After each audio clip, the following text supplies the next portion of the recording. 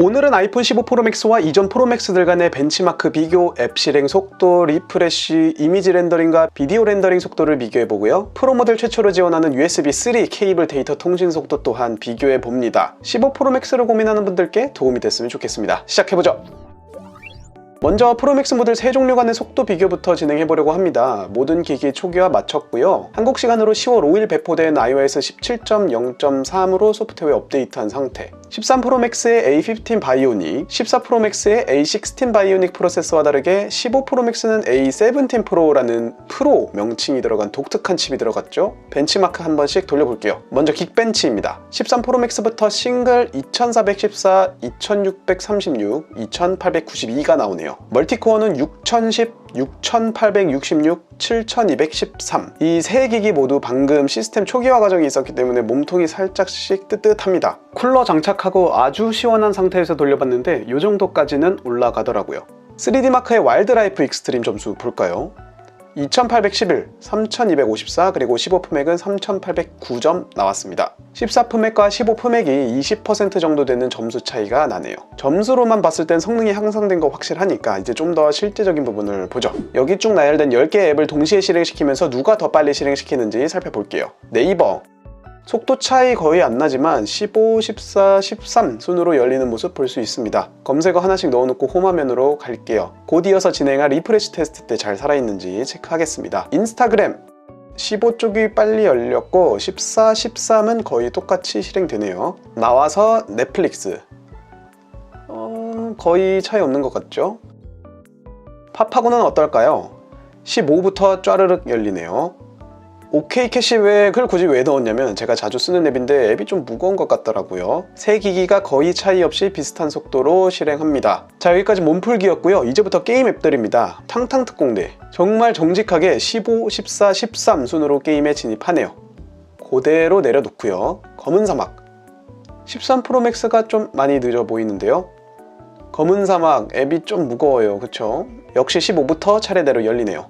게임 돌려놓은 상태로 나와서 원신 가겠습니다. 13 프로맥스가 좀 끔뻑끔뻑 하는데요. 15, 14가 거의 동시에 들어왔고 13은 좀 늦었습니다. 게임 진입은 어떨까요? 아하, 요 부분에서도 약간의 차이를 보입니다. 콜 오브 듀티 모바일 15, 14, 13 순으로 메뉴 화면 진입합니다. 배틀그라운드는 어떨까요? 체감상 이 중에 가장 무거운 앱 같거든요. 역시 15, 14, 13 순이네요. 자, 한 바퀴 돌았어요. 다른 앱을 갔다 오면 기존에 실행해놨던 앱이 초기화되는 일명 리프레쉬 현상. 첫 번째 앱부터 돌면서 리프레쉬가 발생했는지 살펴보겠습니다. 네이버 다 살아있고요. 인스타 문제 없습니다. 넷플릭스 셋 다 초기화 없습니다. 얘네 둘이 영상 밖으로 나간 이유는 아까 제가 이 PIP 화면을 X로 꺼버려서 그런 것 같네요. 다시 실행시켜 놓겠습니다. 팝하고 역시 잘 살아있습니다. OK 캐시백도 마찬가지로 리프레쉬 없습니다.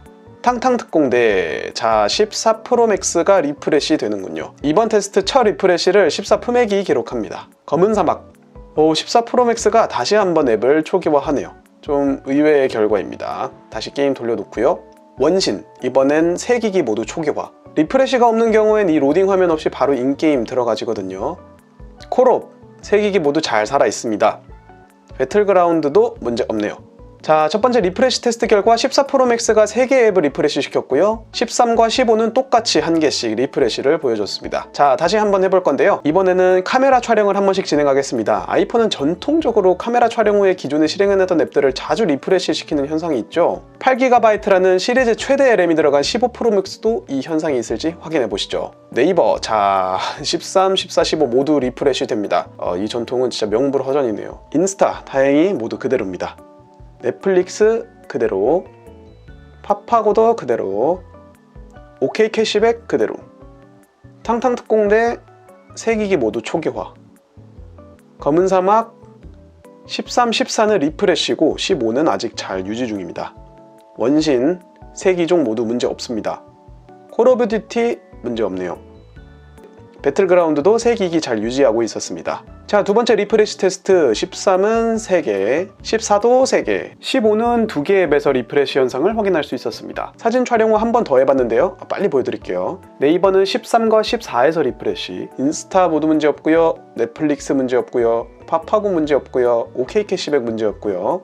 탕탕특공대 13, 14에서 리프레시, 검은 사막은 14에서 리프레시, 원신 모두 문제없습니다. 콜 오브 듀티 모바일 15 프로 맥스가 초기화 시켜버리는군요. 배틀그라운드 모두 생존입니다. 자, 이렇게 정리할 수 있겠습니다. 카메라 촬영 후 리프레시가 발생하는 현상은 15 프로 맥스도 영향을 받지 않나 추측하게 되고요. 14 프로 맥스가 전체적으로 좀 버거워하는 모습 보여줬습니다. 이제 컨텐츠 렌더링 속도를 비교해 보겠습니다. 먼저 이미지 파일인데요. 구글에서 만든 스냅시드라는 앱을 사용하겠습니다. 이 앱의 장점이라면 로우 형식의 사진 편집이 가능해서 퍼포먼스 비교 측정하기에 좋다는 점이겠죠. 세 기기에서 동일하게 4800만 화소의 67MB짜리 로우 이미지 파일을 불러왔습니다. 스냅시드에는 다양한 AI 관련 기능들이 들어가 있는데요. 얘네들을 동일하게 똑같이 적용시켜 주겠습니다. 지금 6가지의 효과가 적용되었습니다. 동시에 출력해 볼게요. 조금 빨리 돌려볼까요? 15가 가장 먼저 렌더링을 마쳤고요. 그 다음은 13 품액이 완료, 곧바로 이어서 14%가 렌더링을 마칩니다. 13 프로 맥스가 오늘 생각보다 좋은 모습 보여주는 것 같습니다. 다음은 이미지보다 렌더링하기 더 빡센 비디오 렌더링 가보겠습니다. 아이폰과 아이패드 편집 앱의 고인물이죠. 루마 퓨전을 사용하겠습니다. 먼저 FHD 렌더링 테스트입니다. 약 3.8GB의 10분짜리 FHD 영상 파일을 동시에 불러와서요. 동일한 편집 효과를 여러 개 적용해줍니다. 영상 출력 또한 마찬가지로 1080p로 진행할 거고요. 동영상 품질 울트라 H.264 형식으로 진행해보겠습니다. 4분 22초 렌더링을 가장 먼저 마치는 15 프로 맥스, 4분 48초 14 프로 맥스가 따라왔고요. 5분 20초 13 프로 맥스도 렌더링을 마무리합니다. 다음은 4K 비디오입니다. 동일하게 10분짜리 영상이고요. 크기는 9.38GB. 아이폰들이 굉장히 버거워할 것 같기는 합니다만 어쨌든 동일한 효과 적용 후에 품질 울트라로 해서 출력. 15분 57초경에 15 프로 맥스가 1등으로 들어왔고요. 2등은 역시 14 프로 맥스 20분 6초네요.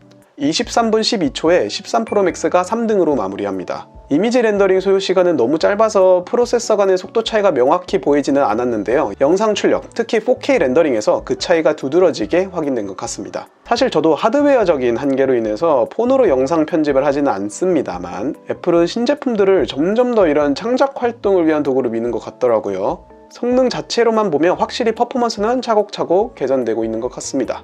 이번에 C타입 포트가 채택되면서 프로 모델들은 USB 3가 지원되기 시작했죠. 최고 성능을 낼 수 있는 케이블과 기본 케이블은 데이터 전송 속도에서 얼마만큼의 차이를 보일까 궁금해졌습니다. 이 검정색은 애플 정품 썬더볼트 4 프로 케이블입니다. 극악의 가격을 자랑하는 그거 맞습니다. 흰색은 아이폰 15 박스에 들어가 있는 USB 2.0 지원 기본 케이블이고요. 먼저 맥북에 연결해서 스펙을 살펴볼게요. 최대 초당 480MB 속도를 지원한다고 표시되어 있죠. 얘는 어떨까요? 초당 10GB라고 적혀있네요. 그렇다면 실제로 파일을 한번 전송해 볼게요. 먼저 기본 케이블로 연결한 다음 56GB짜리 거대한 동영상 파일을 아이폰에 넣어 볼게요. 한 세월 걸릴 것 같죠? 옆에 CPU 온도 모니터를 띄워놓은 이유는 이따가 썬더볼트 케이블 테스트 때와 비교를 위한 건데요. 기본 케이블로 진행 시에는 별 변화가 없는 거 보실 수 있을 거예요. 데이터 전송까지 28분 걸렸습니다. 이번엔 케이블 교체하고요. 전송! 와, 엄청나게 빠른 거 바로 확인 가능한데요. 동시에 맥북의 팬이 빡세게 돌아가고 있습니다. 옆에 온도 올라가는 거 보이시죠? 4분 45초경에 전송을 마무리합니다. 사실 저는 아이폰으로 영상 촬영을 많이 하기 때문에 기존에 아이폰의 영상 파일을 맥으로 옮길 때 시간을 많이 썼는데요. 이 부분을 좀 해소할 수 있을 것 같습니다. 썬더볼트 4까지 갈 필요 없이 10GB/s을 지원하는 USB 3.1 케이블로도 구현 가능한 속도입니다. 어차피 얘가 10GB까지밖에 지원이 안 되니까요. 얘는 삼성의 포터블 SSD T7, 쓰기 속도 1000MB, 읽기 속도는 1050MB를 지원합니다. 아이폰과 SSD를 기본 제공 케이블로 연결하고 아까 렌더링 테스트 할 때 썼던 9.38GB짜리 영상 파일을 T7으로 옮겨보겠습니다. 3분 58초 걸렸고요. 반대로 SSD에서 아이폰으로 파일을 옮겨보면 4분 23초가 걸리는군요. 자, 이번에 케이블을 변경해서 USB 3.1의 스펙으로 아이폰에서 SSD 파일 전송해 보겠습니다. 정말 빠르네요. 약 14초. SSD에서 아이폰으로 옮기는 건 약 13초 정도 되는 짧은 시간에 전송을 마쳤습니다. 오늘 보셨던 모든 유선 케이블 속도 테스트는 굳이 애플 정품 케이블이 아니더라도 이런 T7에 동봉되어 있는 USB 3.1 지원 케이블 등으로도 같은 전송 속도 구현할 수 있습니다. 일반적으로 이런 드라이브들은 기본적으로 케이블을 제공하기 때문에 걔네 쓰면 되겠지만 오늘 테스트 결과만으로 봤을 때는 기본 번들 케이블만으로 데이터 옮기는 작업을 자주 하기에는 속도가 너무 느리다 정도로 이해할 수 있을 것 같습니다. 오늘 테스트 어떻게 보셨나요? 영상이 마음에 드셨다면 좋아요와 구독 한 번씩 부탁드리고요. 다음 시간엔 아이폰 15 프로 맥스 카메라 비교 테스트로 돌아오겠습니다. 쪼모였습니다.